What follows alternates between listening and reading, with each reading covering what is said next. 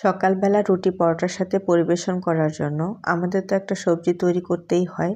আর সেই সবজিটা যদি খুবই কম উপকরণে এবং কম সময়ে তৈরি করে নেওয়া যায় তাহলে তো আর কোনো কথাই নেই। আর সেরকম একটা রেসিপি আজকে আমি আপনাদের সাথে শেয়ার করছি। কড়াই গরম করে সেখানে 2 টেবিল চামচ তেল দিয়ে তারপর 1 চামচ জিরা আর হাফ চা চামচ কালো সরিষা দিয়ে দিলাম।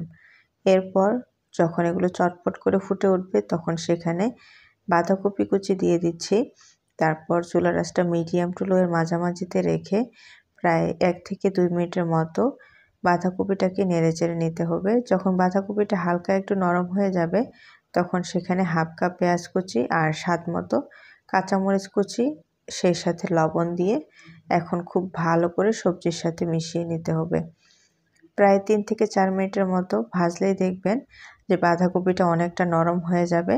যখন বাঁধাকপিটা নরম হয়ে যাবে তখন ঢাকনা দিয়ে ঢেকে রাখবো যতক্ষণ না বাঁধাকপির ভেতর থেকে একটু পানি বের হয়। প্রায় 4 থেকে 5 মিনিট পর আমি ঢাকনাটাকে তুলে বাঁধাকপিটা এখন নেড়ে দিচ্ছি।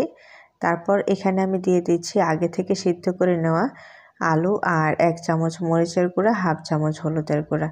তারপর খুবই ভালো করে মিশিয়ে নিতে হবে। আর চেষ্টা করবেন একটু বেশি পরিমাণে আলুটাকে নেওয়ার, তাহলে দেখবেন যে বাঁধাকপির ভাজিটা অনেক মাখা মাখা হবে, খেতে ভালো লাগবে।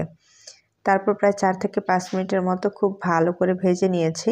তারপর সবশেষে এখানে ধনেপাতা কুচি দিয়ে দিচ্ছি। আর অবশ্যই কিন্তু ধনেপাতা কুচিটা দেওয়ার চেষ্টা করবেন, এতে করে সুন্দর একটা ফ্লেভার পাবেন, সেই সাথে ভাজিটার যে একটা স্বাদ সেটাও কিন্তু বহুগুণে বেড়ে যাবে। তো আমি এখানে আর বেশি কিছু মশলা দিলাম না, আপনারা চাইলে এখানে পাঁচফোড়নও দিতে পারেন। তো এখন আমার ভাজিটা তৈরি হয়ে গেছে।